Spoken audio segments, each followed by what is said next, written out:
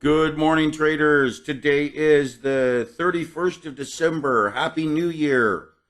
We're going to be going over the TTScanner Hotlist this week and kind of recapping what happened this year. Right now, what I want to focus on is this chart that I was highlighting last week, suggesting that we've seen a number of excess phase peak patterns setting up and rolling downward, and that we're in the midst of a broad excess phase peak right now. You may remember that from this chart, I had originally started drawing lines back here in 2009, highlighting the support level that was going forward and how these support levels become critical moving forward. I also suggested that the markets were attempting to find a bottom over the past 5, 6, 7 weeks. From this initial low back over here, indicating that we may be nearing the end of an ABC correction to the downside. We eventually reverted back up, rolled down to a new low. This would become our D and E pattern, our completed 5 waves down. Now we look like we're flagging out to the upside, and we're going to see how this resolves into early 2023. Now, I had a discussion with a friend of mine, private discussion, regarding what actually took place and why treasuries acted so uniquely over the past 24 months. And my theory is that this is and you've heard me say this many, many times, but I'm going to just tell you that it is a global unwinding of excesses. That means that it's not necessarily the US based like we had in the dot-com bubble or the global financial crisis. This is a global event. This is Asia, China, Africa, Pakistan, Eastern Europe having kind of their own catalyst event similar to what happened to us during the dot-com bubble burst of the global financial crisis. And it was spurred on primarily by the excesses of the past 15, 20 years.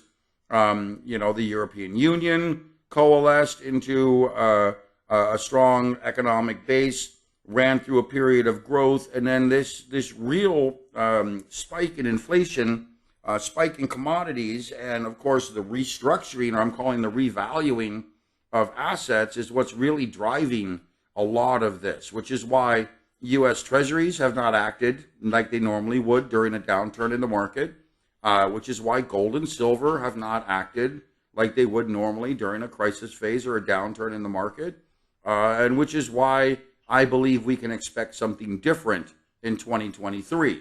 And the reason I believe this is I believe that global central banks, global governments will pivot efficiently and support their economies, prompting a reflation rally trade back out of this.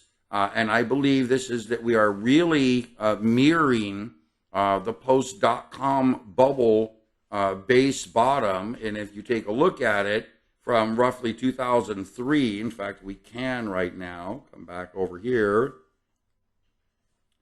take a look at this base in 2003 here.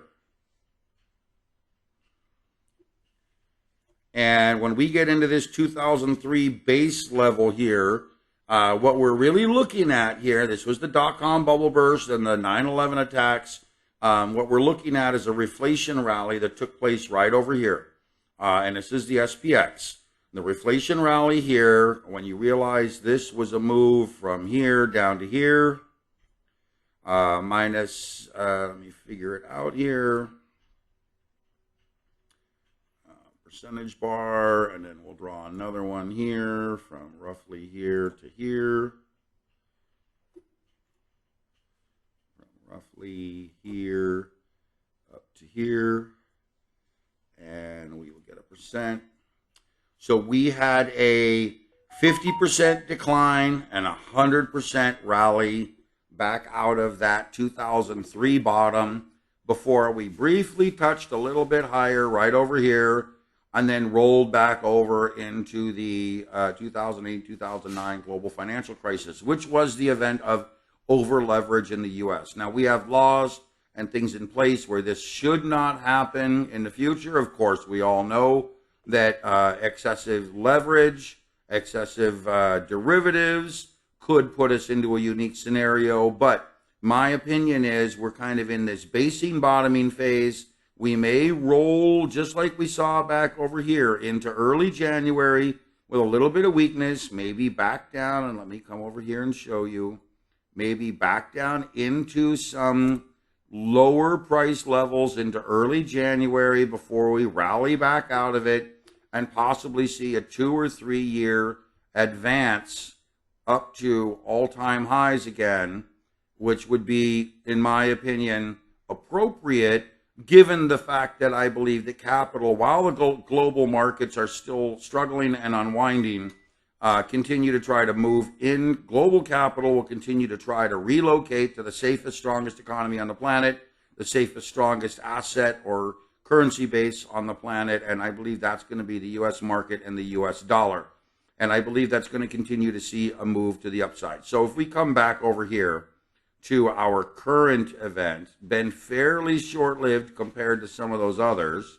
Trying to get this chart to show us everything. So now if we look at this from a standpoint of going out possibly 2 or 3 years, and so here's our highs pre-2022. This is end of 2021 over here. And if we look at this move, we have potentially let me grab the percentage number. We have a 26-point decline, 26% decline, and hypothetically, if we start from here and we were to move back up to new highs, we would have approximately a 60% rally. This would be essentially a 37% rally. So understand that we have seen a moderate decline and even a reflation trade back up from current levels. We've seen a 26% decline, and a reflation trade back to near all-time highs would be roughly 30 to 37%, back up near to the current all-time highs, back over here on the SPY or SPX, which would be roughly 48.15, 48.25, and that is what I believe is likely to take place over the next 15 to 24, possibly 36 months, out into 2024, 2025. And that means that we will likely attempt to move into extended trending to the upside, which means we could see it move even higher. And that could be, let me get rid of those, that could be extremely powerful to the upside, possibly pushing the S&P 500 up into the 5750 to 5800 target level. That is, it could be an ultimate wave 5 high way up here. Okay, so now where we're at the moment, the end of the year, very little liquidity, very interesting price activity, because we had all the impetuses, all of the let's call them components for what could have been a deeper, stronger decline in price. That didn't happen. Okay, the Fed raised interest rates 50 basis points. Q4 earnings are likely to come in slightly mixed by some companies. I believe tech will still be strong. I believe consumer staples will still be strong. I believe real estate's really going to be ugly. And I believe financials could really be mixed. You're going to have a lot of firms reporting end-of-year results, and you're going to have quite a bit of forward guidance going into 2023. But still, we were sufficiently off of this low. Let me get rid of some of these lines here from last week. And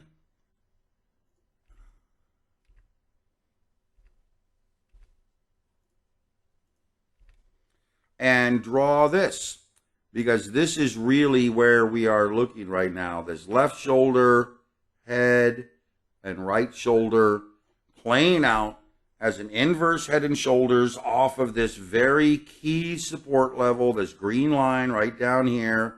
Very, very important to see how this plays out and to watch this flagging channel, which I drew last week. We might alter it as price continues to move higher, but this flagging channel plays a very important role for what we're trying to do. Of course, we do need to get above this upward trend line. Let me move this here so you can see it. this upward, downward, I should call it, sloping trend line. Just draw it all over again.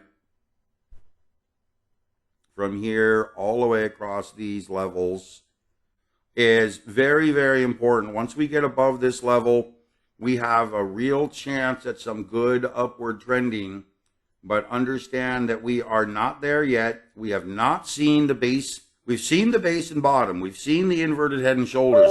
We've seen multiple attempts at getting above this level, but we haven't gotten above it yet.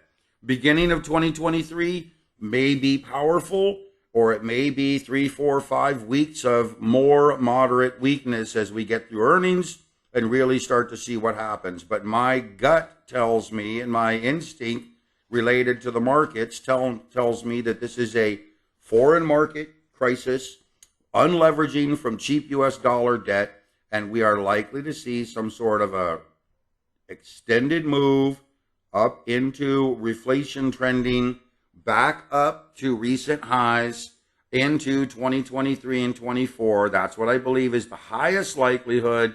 The worst case scenario would be that we roll down below this level, retest in this level, and then flag out for maybe 6 to 12 months, maybe longer.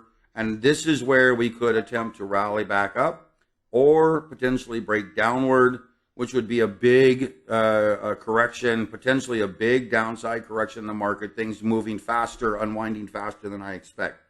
So given where we're at right now, ladies and gentlemen, given where we have this very, in my opinion, very strong likelihood of a reflation trade, new all-time highs before 2025 and pushing higher, or the chance that we're going to roll a bit lower, stall back out into 2023, and then eventually potentially break downward, which is the cycle structure for an excess phase peak pattern. At this point, we either end the excess phase peak structure, which is a rally back up above this previous level over here and move into all-time highs again, or we break downward into a phase 4, stagnate across phase 4 for potentially upwards of 2 years or longer, then break downward into a real deep low, which sets up an ultimate base. But given that we have this A or B type of structure, we need to stay moderately cautious right now. Let me come back here. The MENT Rotational Modeling System has not provided clear definition of this trend yet. This is because we're flagging out. We have not gotten any real strong trends. We are seeing the mid-cap higher. We are seeing the Dow Jones Industrial higher. We are seeing consumer staples higher, but we're getting mixed signals across bonds, crude oil, metals, obviously the S&P, the transportation index. We're not seeing a real strong economy. We're seeing a weaker economy. And the Fed, I want to point out, has raised interest rates again, 50 basis points, which could do some real damage to GDP numbers in the first half of next year, maybe carrying over into all of next year. Once consumers start to pull away from the economy because of interest rates, home transactions, credit card transactions, new cars, what have you, consumers make up roughly 70% of global domestic product for the U.S.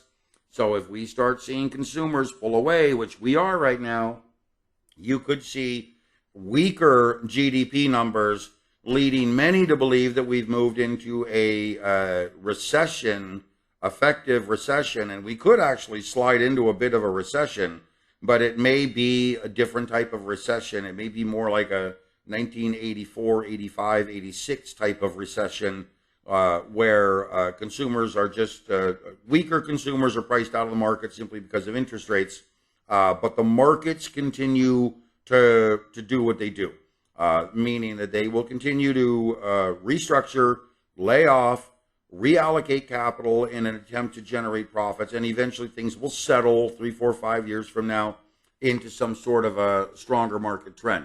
What we need to be cautious of longer term, the big macro picture, is what's going to happen in 2027, 28, 29, and 30 with the global markets and the major cycle event that sets up during that time frame.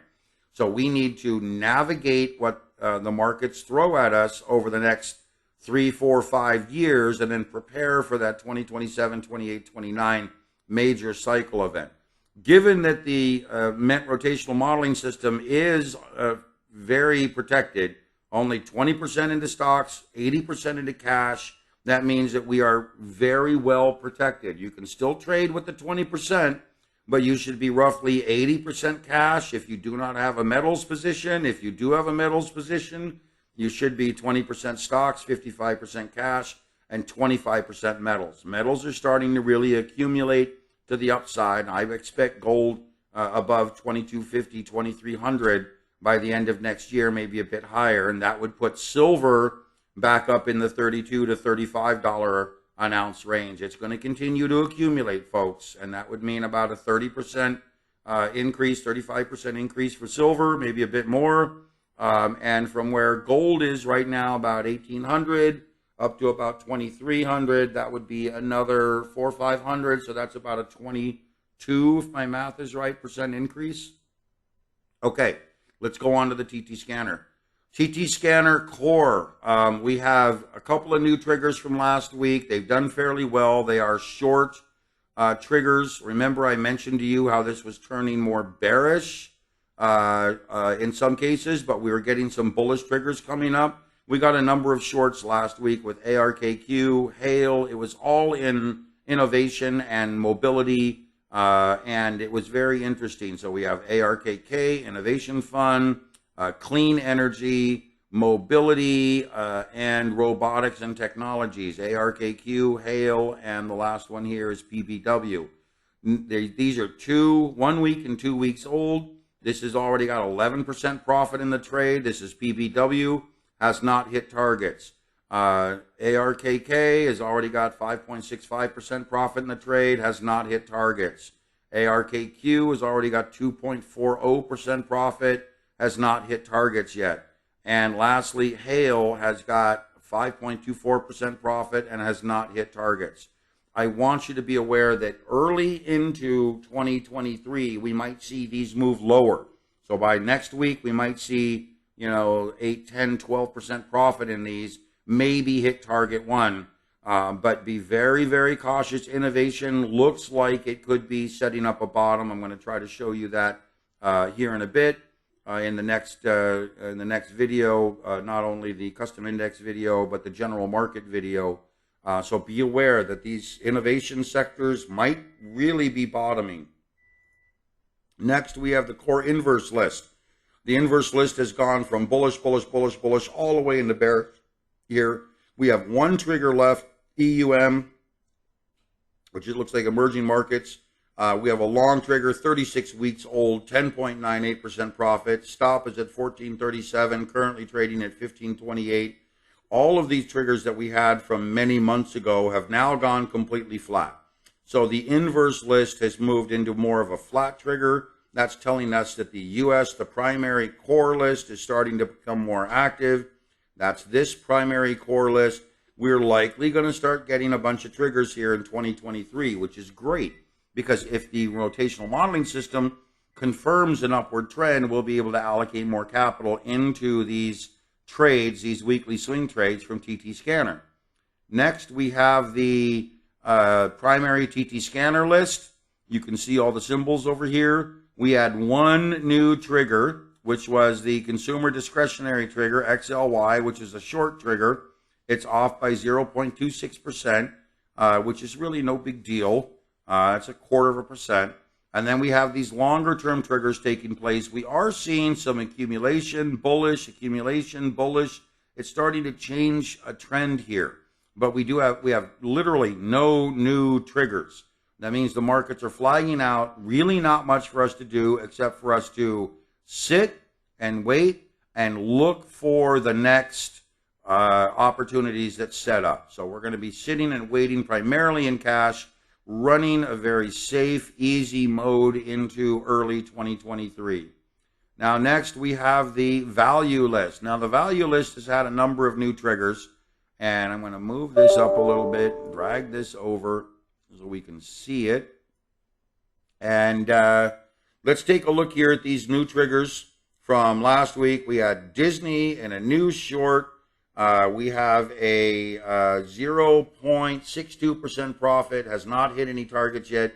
Disney's come under a lot of pressure as consumers pull away. You have to understand the Fed raising rates, economy tightening back up. We've got new, obviously, leadership at Disney, but it's not the same market that it was a year or two ago. Disney still has their content. They're still a media giant. They still have TV, they have movies, they have parks, they have merchandise, they have all kinds of stuff.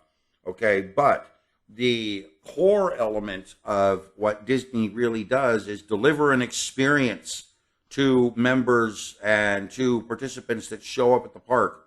And to really take advantage of that, they need to have a fairly loose consumer spending ability, meaning let's show up, let's drop 3, 4, 5 grand and have a good time. When the Fed starts raising rates and interest rates are high, winter comes, COVID comes, we may see Disney really consolidate. And again, I still think Disney's a very solid long-term holding, but I think it may consolidate over the next 10 or 12 months. So it's at 85, 88 as of last week, it looks like, 86, 88. We may see this really base around 81, 82, maybe a little lower, 75, 76. But understand, Disney long-term is great. Right now, it's not the time to speculatively think that Disney's going to move higher. Next, we have Southwest Gas Holdings. Southwest Gas Holdings came down with a new trigger last week. We've got 0.61% profit in the trade. Again, the gas companies are under pressure with winter, high commodity costs, infrastructure costs. So we'll see how this plays out. Last, we have Calavo Growers. Hopefully I'm saying that correct. This is a new short trigger, down 0.71%. This is trading at $29.93. We don't have any follow through yet, but we are getting new short triggers here. Last week, we had a trigger here in Caterpillar, was a long. We're up 2.42%. We had a trigger here in Smuckers. Smuckers has been rock solid. This is 5 weeks old, almost 6 weeks old. It's up almost 10.25%. Already hit the first target. Merck and Company, it's 7 weeks old. We've got 12.64% profit already, hit the first target. And then, of course, we have this one, which is Travelers, 8 weeks old, up 3.06%. Really hasn't moved too much higher, has not hit our targets, but we're getting some good moves here. So you do have the ability to trade some of these setups here. Of these shorts here, I would urge you to stay very fluid and look for probably 70, 80% of your capital, take it off on the first target. Markets are very fluid right now. They're going to be searching for some trends in early 2023. So we need to understand that anything that gets to these first targets, particularly anything like these, pull 60, 70, 80% of the trade away from risk at these first targets, and then move your stop efficiently to try to protect the remaining capital. This is not the time to look for huge long trends right now, although they may set up. It's just not the time to really do it yet. Okay, so we're starting to get some new triggers, but we don't have anything really super powerful yet.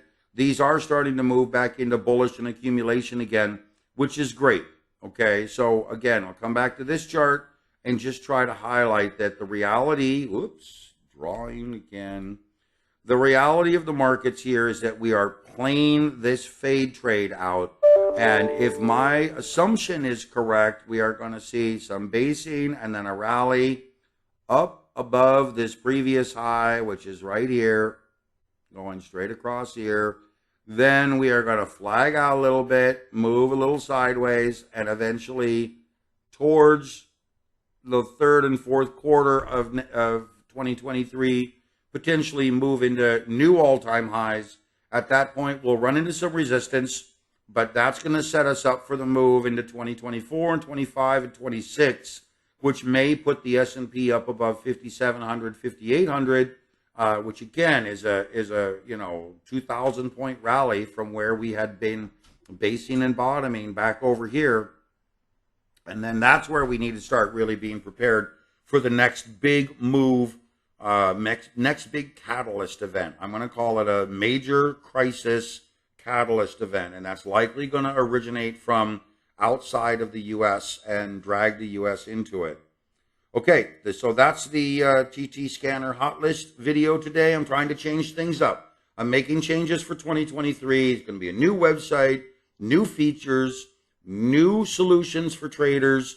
I want you to be aware that I am doing my best to keep you aware and keep you protected from the actual risks of the market. There's plenty of time for opportunity to get in and start trading when these markets settle down. Right now, the best thing we can do is to sit and wait and protect your capital and then get involved when the opportunity strikes for us to make some real money. Okay, guys, look for the updates to the website probably around the 8th, 9th, 10th of January. Thanks again. Talk to you soon.